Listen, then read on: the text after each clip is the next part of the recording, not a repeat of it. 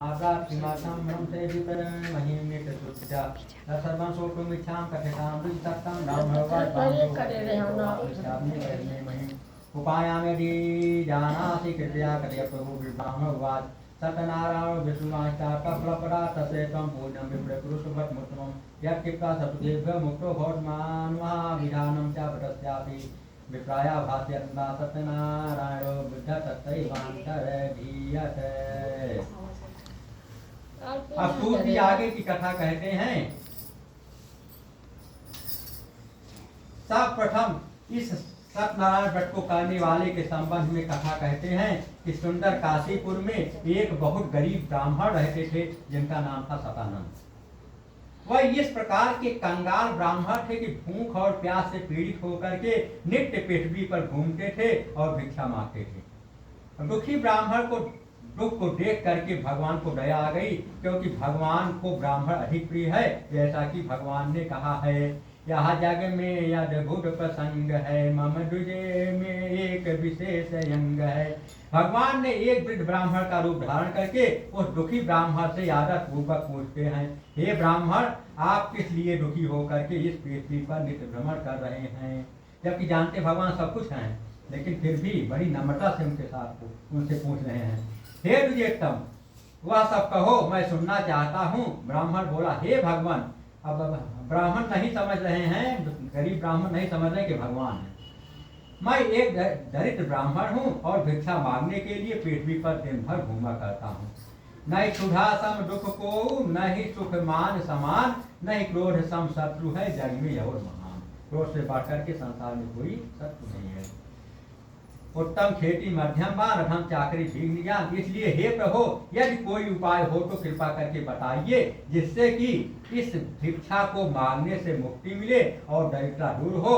ब्राह्मण के प्रश्न का उत्तर देते हुए ब्राह्मण अर्थात भगवान बोले, हे ब्राह्मण देवता, आप सत्यनारायण स्वामी का पूजन और व्रत कीजिए, इससे आपकी मनोकामना सिद्ध होगी।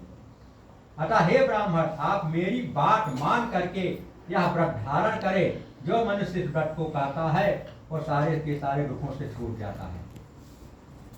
वृद्ध ब्राह्मण रूपी भगवान अंत में व्रत का पूरा विधान बता करके अंतर्ध्यान हो गए। ब्राह्मण देवता अपने मन में सोचने लगे कि वृद्ध ब्राह्मण ने बहुत कुछ बताया है, वह मैं किस प्रकार से कर सकूंगा, क्योंकि दिन भर भिक्षा मांगने से परिवार का पालन पोषण नहीं हो पाएगा, हो पाता है। इसलिए मैं भगवान की कथा को कैसे सुनूंगा। यही मन में सोचते विचारते हुए ब्राह्मण देवता को रात में नींद नहीं आई। प्रातः काल उठकर शौचार क्रिया से निवृत्त होकर उन्होंने अपने मन में संकल्प कर लिया कि आज के दिन जो भिक्षा मिलेगी उससे जो है सारी की सारी भिक्षा का जो है जो दाम मिलेगा उसे हम सत्यनारायण की पूजा में लगा दूंगा। यह संकल्प करके ब्राह्मण भिक्षा के लिए घर से बाहर निकला। उस दिन भगवान की कैसी कृपा हुई, जहाँ पर कृपा राम की होई, ता पर दया करे सब कोई। कथाम भय दाहिने सब दाहिने ताई। ऐसी कृपा हुई कि उसे बहुत सा धन प्राप्त हुआ। उन्होंने देवताओं ने भी उनके ऊपर कृपा की। अतः ब्राह्मण ने उसी धन से, जितना धन मिला उनको, ब्राह्मण ने उसी धन से बंधु बांधवों को बुला करके और प्रसन्नता पूर्वक भक्ति और श्रद्धा के साथ सत्यनारायण स्वामी का विधिवत पूजन किया। पूजन और व्रत के प्रभाव से ब्राह्मण जो है सब दुखों से मुक्त हो गया और समस्त संपत्ति से पूर्ण हो गया था, वह धनवान हो गया, गरीबी उनकी दूर हो गई सत्यनारायण स्वामी के व्रत के प्रभाव से। तब से वह ब्राह्मण बराबर हर महीना उस व्रत को करने लगा और इस प्रकार का उत्तम ब्राह्मण ने सत्यनारायण स्वामी का व्रत और पूजन किया। इससे वह ब्राह्मण जो है समस्त पापों से छूट करके अंत में दुर्लभ पद मोक्ष को प्राप्त हुआ। इस प्रकार जो मनुष्य उस ब्राह्मण की भांति कलयुग में सत्यनारायण का व्रत करेंगे और संपूर्ण दुखों से वह छूट करके अंत में मोक्ष को प्राप्त होंगे। इस प्रकार भगवान ने व्रत के प्रभाव को नारद जी से कहा। इसके बाद सूर्य जी जो है, ऋषियों मुनियों ने उनसे सूर्य जी से प्रश्न किया कि जो कुछ भगवान महात्म में था वह कथन किया, अब आगे क्या कहूँ। सूर्य जी कहते हैं, कब तो जितना हो गया उसको कह दिया, मैं आगे क्या कहूँ। आप लोग कहिए। ऋषियों ने उत्तर दिया, महाराज उस ब्राह्मण से इस व्रत को इस पृथ्वी पर किसने सुना? उस ब्राह्मण से इस व्रत को इस पृथ्वी पर किसने सुना और किसने इस व्रत को किया, उसके बारे में आप बताइए, बहुत बड़ी इच्छा है। आप कृपा करके बताइए, हाथ जोड़ करके कहें कृपा करके बताइए। अब सूत जी कहते हैं कि हे ऋषियों सुनो, ब्राह्मण से सुनकर जितने इस व्रत को पृथ्वी पर किया वह कथन करता हूँ। एक समय अपनी संपत्ति के अनुसार वही ब्राह्मण बंधु बांधवों के साथ सत्यनारायण भगवान का पूजन करने के लिए तैयार हुआ। इतने में एक लकड़ी बेचने वाला वहां आ पहुंचा। उसने लकड़ी का गट्ठर बाहर रख करके और उसके घर के बीच में प्रवेश कर गया। लकड़हारा भूख और प्यास से बहुत पीड़ित था।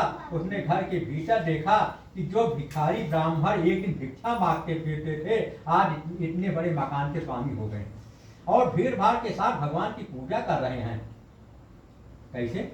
चीटी के पाय में बांध गयन, नहीं चाहे समुद्र के पार लगावे। अब भगवान चाहे तो रंग के तेरा वो करे, अरुराव को द्वार ही द्वार फिरावे। गरीब को राजा बना सकते हैं, राजा को गरीब बना सकते हैं। इस प्रकार ब्राह्मण को संपन्न देख करके लकड़हारा आश्चर्य में पड़ गया। कुछ देर बाद उसने हाथ जोड़ करके ब्राह्मण से पूछा कि आप किसका पूजन कर रहे हैं जिससे कि आपको फल मिला हुआ है? इस पूजन का क्या फल है, क्या विधि है, आप विस्तार पूर्वक कहिए, मैं सुनूंगा। ब्राह्मण ने लकड़हारे से कहा, यह सत्यनारायण स्वामी का पूजन कर रहा हूँ। ये प्रभु इस प्रकार दीन दयाल हैं, वे मनुष्य को फल प्रदान करते हैं और उनकी मनोकामना सिद्ध करते हैं। यह जो मेरा धन्य धान्य तुम देख रहे हो, इसमें मेरा कुछ भी योगदान नहीं है, सब भगवान की कृपा का प्रभाव है।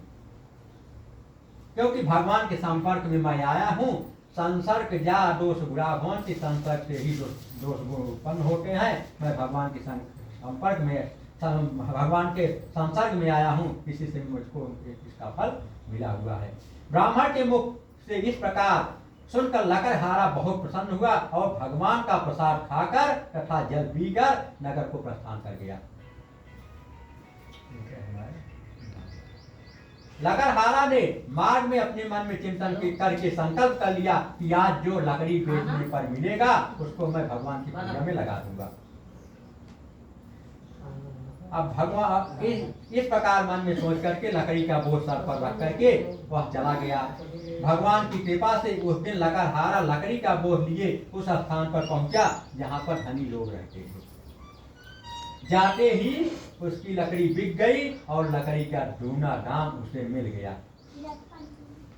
लकड़हारा बहुत प्रसन्न हो गया और पूजा का सामान खरीद करके इसके बाद घर पहुंचकर उसने बंधु बांधवों तथा ब्राह्मणों को बुला करके विधिविधान पूर्वक सत्यनारायण का व्रत तथा पूजन किया, जिसके प्रभाव से लकड़हारा धन और पुत्र से संपन्न हो गया।